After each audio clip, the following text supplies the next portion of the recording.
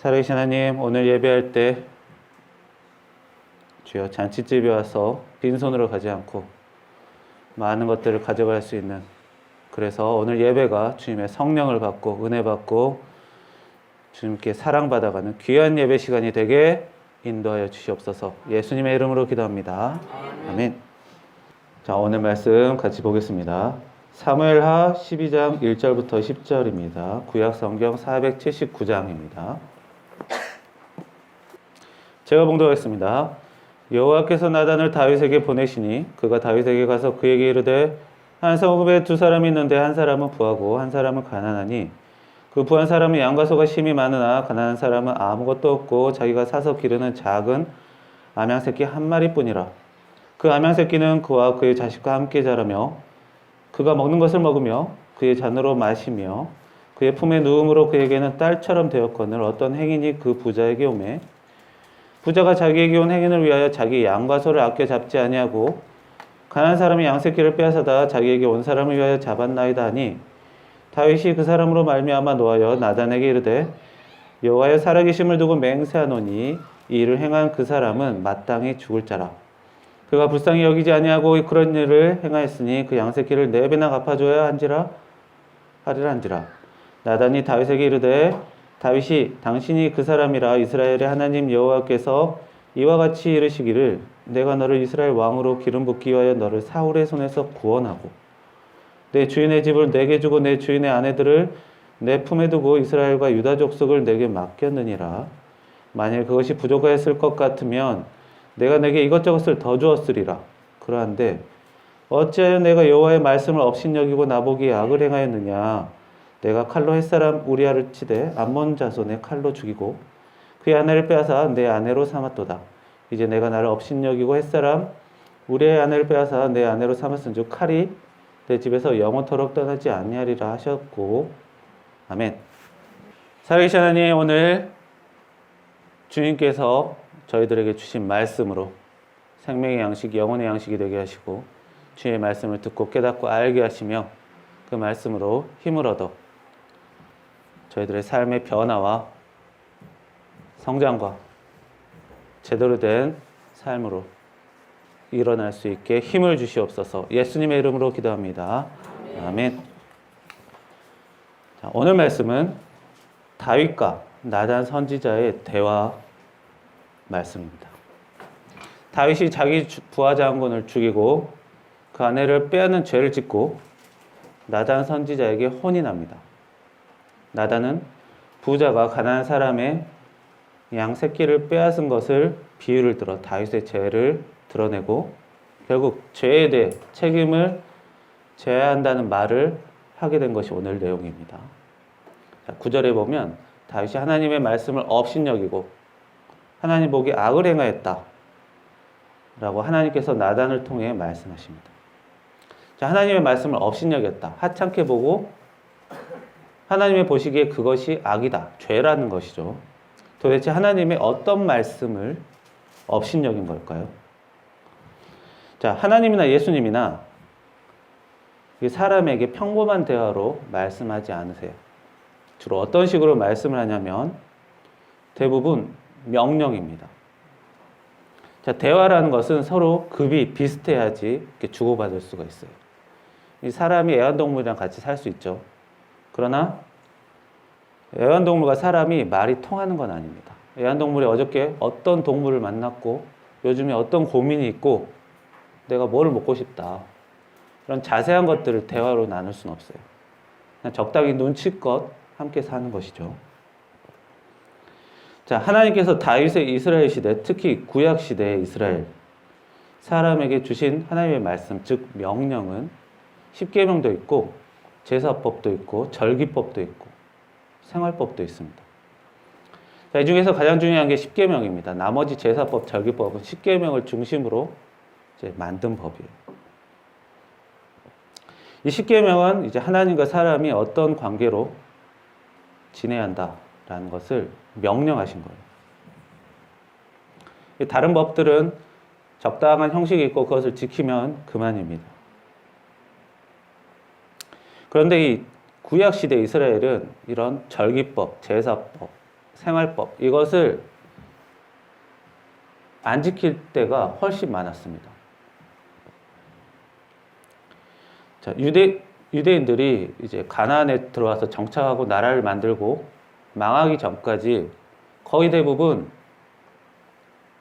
유월절 이런 큰 명절 안 지켰어요. 어떤 왕에 보면 아니 이런 게 있었어? 유월절 이런 게 있었어? 이렇게 전혀 몰랐다는 듯이 나오는 왕들이 한두 명이 아닙니다. 이 절기라는 것이 한 10년 정도 안 지나면, 10년 정도 안 하면 금방 사라져 버립니다. 기억 못 합니다. 그런데 이스라엘이 망하면서 하나님께서 절기 지키라고 시켰는데 안 지켰고 제사 지내라고 했는데 안 지내서 너희들 망했다라고 안 나옵니다. 항상 줄기차게 사람들이 우상을 섬겼다라는 말만 나옵니다. 자, 우상을 섬기면서 하나님과 사람의 관계가 망가져서 이스라엘이 망하게 된 것이죠. 자, 그만큼 하나님과 사람의 관계가 중요합니다. 그 관계를 나타내는 가장 중요한 법이 십계명이죠. 이 십계명, 우상 섬기지 말고 일주일에 한번 예배 드리고 다른 사람 괴롭히지 말라는 것입니다. 다윗이 하나님의 말씀 업신여기고 그로 인해 죄를 저질렀다. 그래서 하나님 말씀, 하나님의 명령, 특히 십계명을 어긴 것이 큽니다. 십계명에서 사람과의 관계에 대한 계명은 6번째, 살인하지 말라. 7번째, 간음하지 말라. 8번째, 도둑질하지 말라. 9번째는 거짓말하지 말고 10번째는 욕심 부리지 말라는 겁니다. 그런데 다윗은 부하 장군의 아내를 빼앗으면서 이 5가지 계명, 10가지 계명 중에 5가지 계명을 한 번에 모두 어겨버렸습니다. 이 죄라는 것이 욕심을 부리기 시작하면 어느새 1가지, 2가지, 셋, 넷, 5가지로 불어납니다. 자, 나단이라는 사람이 왕인 다윗에게 비유를 들어서 말합니다. 그리고 그 비유에 대해 다윗은 굉장히 큰 공감을 합니다. 큰 부자가 가난한 사람의 것을 빼앗아서 자기 손님 대접을 했다는 얘기를 듣고 다윗은 4배로 보상해야 된다고 얘기하면서 죽어도 싼 사람이다라고 말합니다. 자, 이 당시 하나님 주신 이 생활법에는 다른 사람의 물건을 훔치면 1.5배로 갚아야 된다는 법이 있어요. 레위기에 보면 있습니다. 그런데 대부분 요즘 시대에 사기를 당하고 자기가 사기당한 것 원금만 회복해도 굉장히 잘 회복한 겁니다. 대부분 못 받습니다.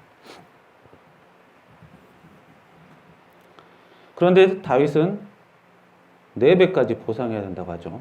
굉장히 화가 많이 난 겁니다. 사실 도둑질이 나쁜 짓이긴 하지만 죽을 죄는 아닙니다. 그런데 간음죄는 하나님이 정하신 이 십계명 7번째며 이 간음한 것이 사실 개개인의 일일 뿐이지만 하나님이 선택하신 민족이 저지른 것은 달라요. 하나님을 모독한 거고 다른 사람들, 다른 하나님의 백성들까지 수치를 준 거기 때문에 개인적인 일로 처리하지 않고 집단의 일로, 공동의 일로 간주를 하고 돌멩이로 공개 처형을 합니다. 그래서 남의 도둑질은 죽어 마땅하고 자신의 실제로 사형을 당해야 될 일은 이제 알지도 못한 게 다윗의 죄였던 것입니다. 사실 다윗이 나단 선지자가 비유를 삼았던 그 부자인 사람은 다윗보다는 괜찮은 사람입니다. 그 부자는 양은 빼앗았어도 가난한 사람의 목숨은 빼앗지 않았습니다. 그러나 다윗은 양도 사람의 목숨도 함께 빼앗았던 사람이죠. 자, 이렇게 얘기하면 다윗 굉장히 나쁜 사람입니다. 이 사람의 인생 보면 우리 생활도 보면 잘한 일 90가지 하고 잘못한 일 한번 세게 하면 잘한 일 다 잊어버립니다. 잘못한 일만 머리에 박혀요. 다윗이 어렸을 때부터 신앙 좋고 고난을 이기고 삐뚤어지도 않고 잘 살았음에도 불구하고 이렇게 잘못 하나 해버리면 이 잘못이 그동안의 일들을 다 덮어버립니다. 이런 경우는 저희가 신문이나 뉴스를 보면 잘 알 수 있습니다. 그 사람 인생에 굉장히 좋은 일을 했더라도 끄트머리에 나쁜 일 하나 걸리면 그냥 인생 전체가 나쁜 사람 취급을 받기 쉽죠. 특히 높은 사람일수록 그렇습니다. 다윗은 높은 사람이기 때문에 이 죄 하나로 그동안 했던 일들이 다 물거품이 되는 수준까지 되어버립니다. 그럼에도 불구하고 성경에서 이 다윗은 굉장히 좋은 평가를 받은 사람, 하나님께서 인정했던 사람입니다. 다윗도 사람이기에 실수할 때가 사실 많았습니다. 성경은 어떤 사람의 잘한 점만을 절대로 드러내지 않습니다. 성경 인물 예수님 빼고 하나부터 10명, 수백 명 다 있어도 다 잘못을 드러내요. 굳이 안 해도 될 것들을 다 써놓습니다. 하나님이 저자시기 때문에 그렇죠. 사람 있으면 자기 허물들, 이렇게 허물 하나 있으면 자기 잘한 거 다 사라지는데 굳이 넣을 필요가 없어요. 그러나 성경은 무조건 다 집어넣습니다. 다윗이 남의 아내를 빼앗은 일 외에도 이것저것 벌 받을 만한 일을 여러 번 했어요. 다윗이 좋은 뜻으로 하나님의 성전, 그때는 성전이 없었죠. 천막에 하나님의 법궤를 놔두었습니다. 모세 시대는 그랬어요. 사막 바닥에 그냥 텐트 치고 놔둔 거죠. 다윗 이전의 왕들은 그거 별로 신경 안 썼습니다. 그런데 다윗은 되게 착하게도 하나님 성궤가, 법궤가 땅바닥에 있는 게, 천막에 있는 게 싫었던 거예요. 그래서 사람도 능력이 되더라도 자기가 어떤 일을 해야겠다라고 생각한 사람은 딱히 몇 명 있지 않는 것입니다. 다윗은 하나님의 법궤를 이제 좀 좋은 곳에 모셔야겠다 라고 예루살렘으로 이제 옮깁니다. 그리고 자기 돈으로 상품도 먹을 것도 나눠주는 이런 큰 잔치를 합니다. 국가의 돈으로 해야 되는데 굳이 자기 돈으로 해요. 다윗이. 그만큼 좋았어요. 그렇게 크게 잔치를 벌이고 있는데 그 법궤를 운반하는 과정에서 이제 제사장 한 명이 죽어나갑니다. 잔치집에서 사람 죽으면 잔치 망한 거예요. 그래서 다윗은 하나님이 나는 이렇게 성의 있게 했는데 하나님은 별로 안 받으시구나. 사실 자기가 잘못한 거거든요. 하나님이 정한 대로 안 했고 좀 자기 멋대로 했어요. 사실 제사장들한테 물어보고 하면 되는데 좀 자기 멋대로 한 게 있었습니다. 근데 몰랐죠. 그런데 모르는 건 괜찮은데 다윗이 거기서 실망을 하고 그 법궤를 그냥 길바닥에 두고 가버립니다. 근처에 아무 사람 집안에 거기 그냥 처박아버리고 그냥 가버려요. 되게 무책임하죠. 그리고 그 오베데돔이라는 사람의 집에 놓고 그냥 약 한동안은 신경을 꺼버립니다. 건방진 거죠. 게다가 하나님께서는 분명히 가나안 지역만 거기서만 살라고 하셨어요. 영토를 크게 넓히라고 하지 않았습니다. 성경 말씀에 가나안 영토에 대한 경계에 대한 말씀이 시작부터 주어집니다. 넓히지 말라는 거예요. 크게 살지 말라고 했습니다. 하나님의 선택을 특별히 받았던 만큼 의시되지 말라는 거예요. 조그맣게만 살아라. 근데 다윗이 전쟁을 하다 보니까 하나님의 은혜를 받다 보니까 싸울 때마다 이겨요. 이기니까 주변의 나라들은 굉장히 큰 제국들을 이루고 살거든요. 그러니까 자기도 넓히고 싶었어요. 그래서 넓히려고 이제 전쟁 한번 본격적으로 해보자 인구 조사를 합니다. 하나님의 말씀은 거역한 거죠. 그래서 이제 벌을 받게 되죠. 전염병 돌고. 자, 이렇게 하나님을 굉장히 거역하고 대들었던 사람이 다윗이기도 합니다. 그런데 하나님께서는 이 다윗을 어떻게 평가하냐면 굉장히 잘했던 사람이다라고 합니다. 이 정도만 해도 굉장히 잘한 거예요. 그러면 잘했다는 말 못 듣는 거는 이거보다 못하는 거예요. 자, 왜냐하면 이 다윗은 다른 왕에게와는 달리 우상 섬기는 거 하나만큼은 철저하게 안 했습니다. 시편에 보면 다윗의 내용이 굉장히 많은데 우상을 섬기지 않겠다. 다른 사람들 우상 섬깁니다. 저러면 안 되는데 이런 얘기가 정말 너무 지나칠 정도로 반복해서 나와요. 그거 하나는 제대로 지켰던 것입니다. 다시 말해 하나님에 대한 신앙은 좋았어요. 10계명 중에서 1, 2, 3, 4번 이거는 잘했어요. 남의 아내 뺐을 때 역시 다윗이 하나님의 신앙이 나쁘지 않았어요. 다윗은 신앙이 좋은 사람입니다. 사람이 신앙이 좋다 안 좋다는 사람이 말과 행동을 보는 게 아니라 그 사람의 인생을 봐야 돼요.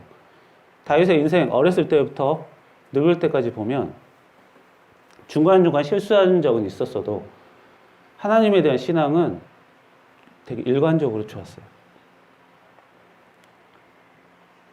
그래서 부하의 아내를 빼앗을 때도 하나님에 대한 신앙은 나쁘진 않았어요. 대신 오늘 말처럼 몰랐다는 겁니다. 자신이 하나님을 사랑하는 사람, 신앙이 좋은 사람이라고 해서 하나님께서 모든 일을 이해해주고 자기 편을 들어주는 게 사실 아니었습니다. 특히 하나님에 대한 신앙은 중요하게 생각하고 이 사람을 사랑하는 이 5, 6, 7, 8, 90번의 10계명을 잊어버리고 까먹고 안 하는 사람에게, 즉 사람을 함부로 대한 사람에게 하나님이 굉장히 싫어하십니다. 수족관에 물고기 보듯이 그럴 수도 있지라고 그냥 지나치시지 않는다는 것입니다. 하나님께서 보시기에 사람이 많으면 이런 일도 있고 저런 일도 있지가 아니라 악이라고 보시는 거예요. 나쁜 짓이라는 것이죠. 다윗은 젊었을 때 억울하게 사울에게 쫓기고 괴롭힘 당하고 비참한 생활하면서도 신앙을 잃지 않고 삐뚤어진 사람 안 되고 좋았어요. 그러나 그것이 대단한 것은 그게 사실 굉장히 대단한 겁니다. 이렇게 어려움 받고 안 삐뚤어지는 게 굉장히 힘들어요. 사람 실수 한 번 하면 그 사람 나쁜 사람 취급하듯이 이 사람은 안 좋은 기억이 오래 가기 때문에 삐뚤어지기가 참 쉬워요. 특히 요즘 같은 시대는 안 좋은 소식이 무차별적으로 막 들어오기 때문에 더욱 그렇습니다. 하나님은 그럼에도 불구하고 하나님에 대한 신앙이 좋은 것은 하나님은 위대하신 분, 대단하신 분, 높으신 분, 흠이 없으신 분이기 때문에 하나님 의지하고 사랑하는 일은 괜찮아요. 그러나 내 주변에는 하나님만큼 대단한 사람은 거의 없죠. 주변에 보면 오래 살면 살수록 좋은 일은 금방 까먹고 나쁜 일만 내 머릿속에 남아서 다 별 볼 일 없는 사람, 저 사람 아니면 내가 좋아지는 사람으로 평가하기가 쉽습니다. 그래서 사람 사랑하는 게 굉장히 어렵습니다. 자녀들도 어렸을 때, 갓난아기 때는 부모가 원하는 거 해주기만 하니까 좋지만 같이 살다 보면 자기에게 실수하고 그러다 보니까 그거 머리에 박혀서 별것 아닌 걸로 점점 생각되고 관계가 안 좋아지죠. 특히 다윗처럼 높은 사람은 자기보다 낮은 사람 괴롭히고 빼앗아도 죄책감이 별로 없는 거예요. 다른 사람이 콕 집어 알려주기 전까지는 아예 모릅니다. 자, 보통 사람 같으면 감히 나에게 그런 지적을 하느냐. 그것이 비록 사실이지만 굳이 알릴 필요까지는 없었다라고 말하기 쉽습니다. 사실적시 명예훼손이라는 우리나라 법이 있어요. 좀 우리나라만 있는 법인데 사실을 말해도 망신을 주면, 특히 많은 사람 앞에서 망신 주면 명예훼손으로 고발당하고 벌금 물게 됩니다. 죄예요. 불법이에요. 그래서 내가 잘못을 했어도 조용히 말하지 이렇게 많은 사람 앞에서는 폭로하지 말라는 겁니다. 사실 이게 필요하긴 합니다. 그냥 길 가는 사람이 내가 뚱뚱하다고 해서 많은 사람 앞에서 저 사람 뚱뚱하다 소리치면 그 말 듣는 사람은 아니 왜 나를 망신 주느냐 라고 할 수 있죠. 그럼 그 사람이 그래요. 난 사실을 말했을 뿐이다. 이러면 사람을 모욕하고 무례하게 대하는 것이잖아요. 그래서 이런 법이 필요하긴 합니다. 그러나 문제는 나쁘게 쓰는 거죠. 죄를 저질러도 저지른 사람에게 죄를 알려줬지만 못하게 막은 나쁘게 쓸 수도 있다는 거예요. 특히 죄를 저질러도 알지도 못하는 다윗 같은 사람에게는 뭐 영영 죄를 모르는 거죠. 죄를 지은 걸 알았어도 오히려 큰 소리 치는 것이 누구든 될 수 있습니다. 특히 다윗 같은 신앙이 좋은 사람이 그렇습니다. 그만큼 자기의 죄를 아는 것이 굉장히 어렵습니다. 사람은 자기의 죄에 대해서 누구나 변명할 수 있어요. 다윗이 자기 부하장군 아내를 빼앗으면서 변명할 거 굉장히 많습니다. 왕 아내 솔로몬은 막 200명, 300명 된다 하죠. 거기에 한 명 플러스 1 한다고 해서 뭐 크게 달라지는 거 있습니까? 다윗한테는 200명, 300명 중에 한 명 더하기 1일 뿐이지만 정작 본인한테는 상대방은 자기 인생에 달린 문제, 자기 가정이 깨지는 문제죠. 다윗에게 전쟁이라는 거는 그냥 흔히 있는 일이에요. 부하장수 죽어나가는 거 좀 흔히 있는 일입니다. 이 시대에서는. 부하장군 한 명 죽은 거 가지고 왜 그러냐 할 수 있는 것입니다. 변명거리는 많습니다.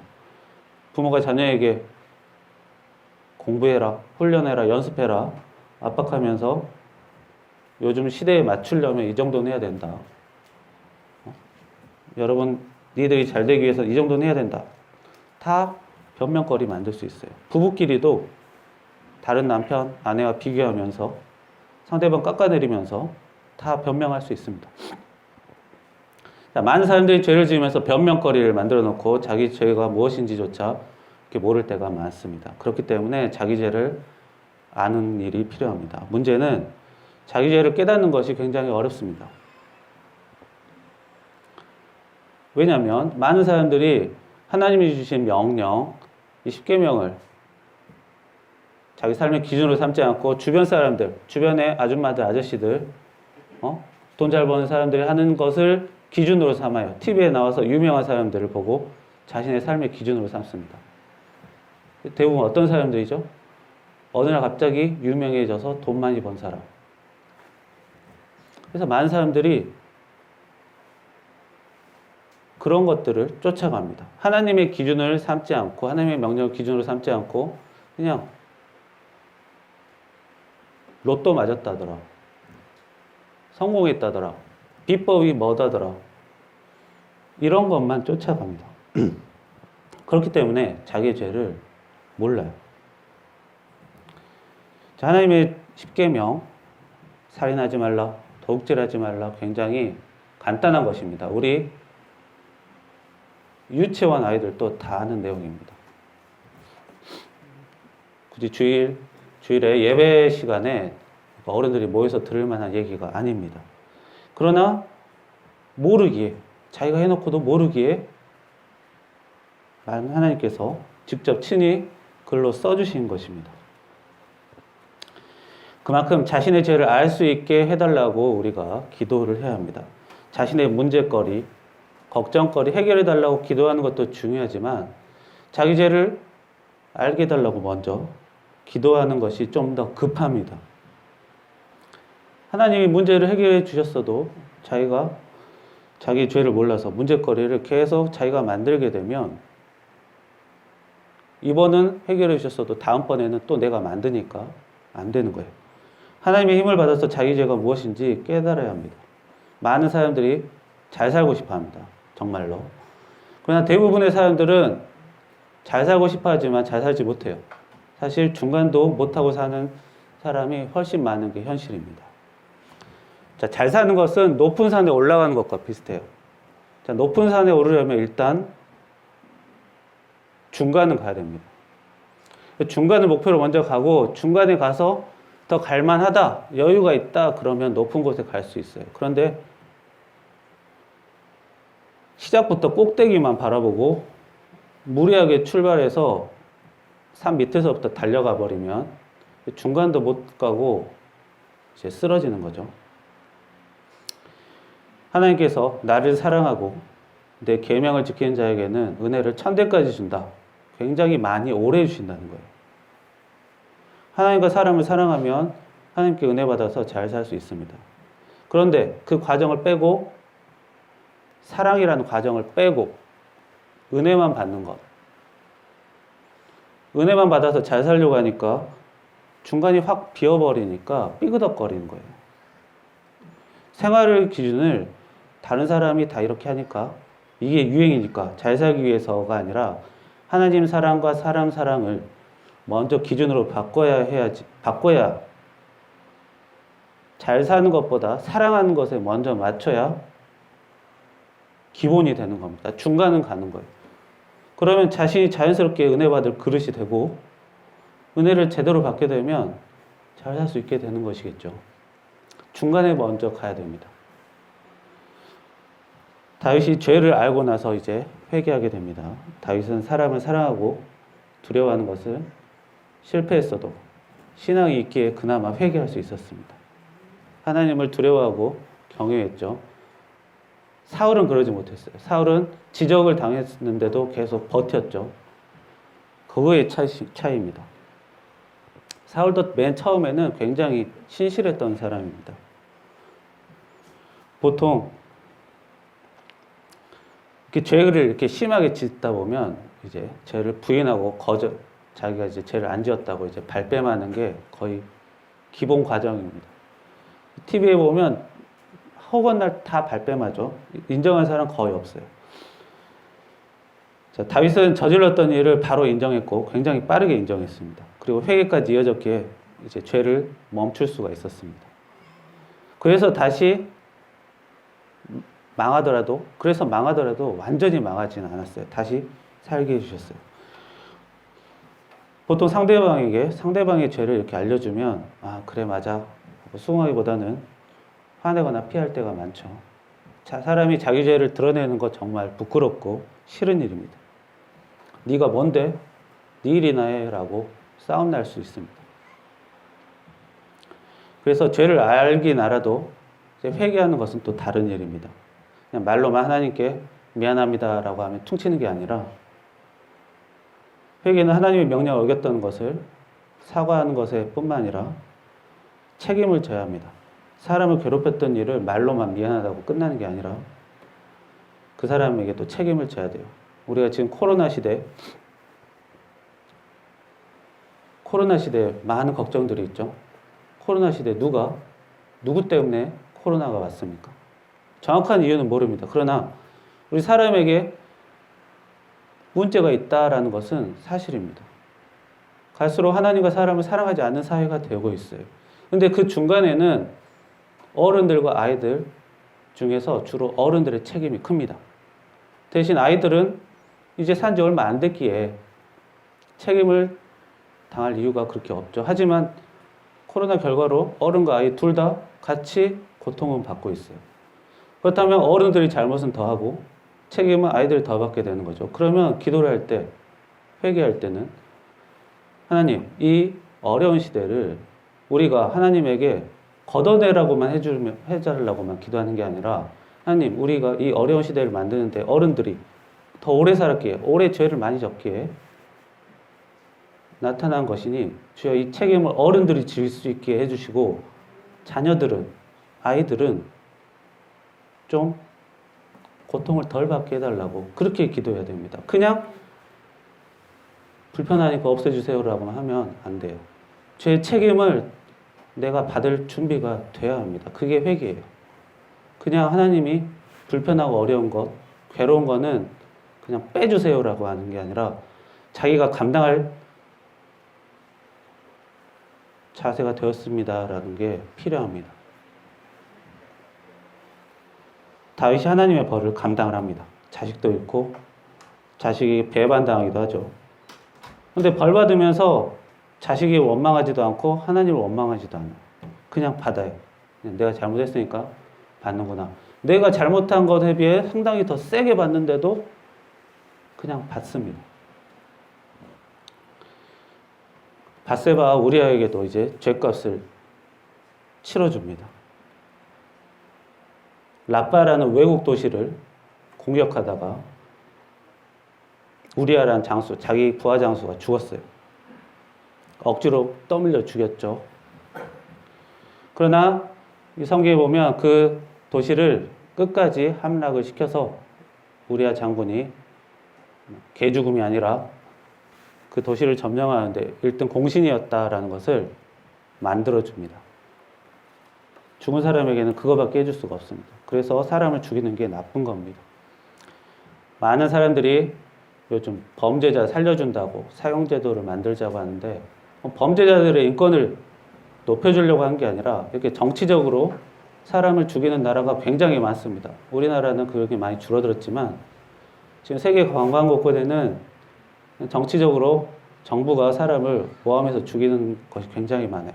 그런데 죽어버리면 어떻게 해줄 게 없어요. 그 유엔에 암네스티라는 단체가 있는데 거기서 이렇게 억울하게 정치적으로 모함당해서 감옥에 간 사람들 10년, 20년, 30년이 돼도 도와줘서 꺼내주기도 합니다.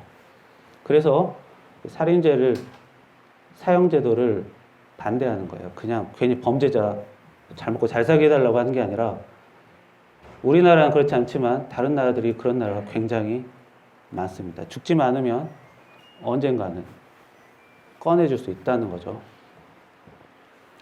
그래서 우리아는 죽었기 때문에 고작 이거밖에 못해줘요. 그리고 밧세바의 자녀인 솔로몬을 다음 왕으로 만들어줍니다. 솔로몬 위에도 자녀가 굉장히 많이 있습니다. 그러나 솔로몬을 굳이 다음 왕으로 해주죠. 자, 회개를 제대로 하려면 하나님께 기도하면서 말만 하는 게 아니라 자기 잘못에 대한 책임을 지고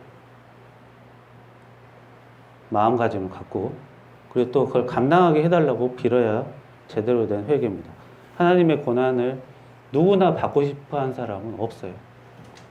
그러나 그거를 받을 준비를 조금씩 해야 됩니다. 그래야 회개라고 할 수 있습니다. 그렇지 않으면 그냥 나 편하자고 하는 기도밖에 되지가 않습니다. 자, 사람은 살면서 수많은 잘못을 하고 삽니다. 회개하고 그 책임을 감당하면 돼요. 그러나 그게 어려워서 그렇습니다. 죄를 아는 것조차 어렵고 죄를 알아도 회개하기가 어렵습니다.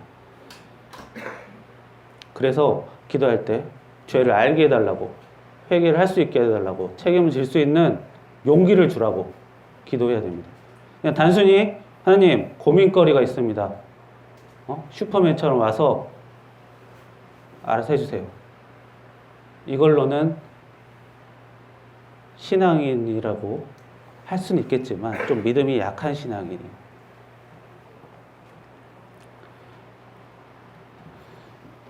자기의 잘못을 한마디로 퉁치려고 하지 말고 사람에게 잘못했으면 그 사람에게 자신이 준 상처를 하나님께서 대신 만져달라고 어루만져주라고 기도하면서 자기 잘못한 부분은 자기가 감당할 수 있게 해달라고 마음먹고 기도해야 합니다.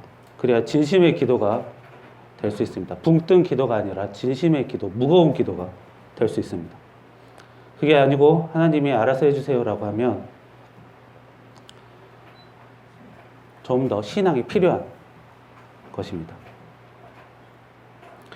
하나님께 변명하는 게 나쁜 건 아니에요. 그러나 이왕 기도할 때 하나님께서 좋게 보시는 기도를 해야 진정한 신앙인의 기도한 자세라고 생각합니다. 기도하겠습니다. 살아계신 하나님, 저희들이 살면서 죄를 지어도 모르는 경우가 많습니다. 알아도 모를 때도 많습니다. 자녀에게 상처 줄 때도 있고 부부간에 상처 줄 때도 있고 일터에서 함부로 대할 적도 있었습니다. 저 또한 다윗처럼 큰 죄를 저질렀지만 전혀 몰랐던 때도 많았습니다. 주여, 저의 잘못의 책임을 제가 감당할 수 있게 힘과 용기를 주시옵소서. 그 책임을 상대방이 아닌 제가 받게 해주시고 저로 인해 상처받은 사람의 마음은 그거는 제가 못하니까 주님께서 대신 좀 만져주시고 도와주시기를 바랍니다. 다른 사람에게 상처 줄 수 있는 힘은 있어도 그 상처받은 마음을 고쳐줄 만한 능력은 없기에 주님께서 대신 불쌍히 여겨주시기를 바랍니다. 예수님의 이름으로 기도합니다. 아멘.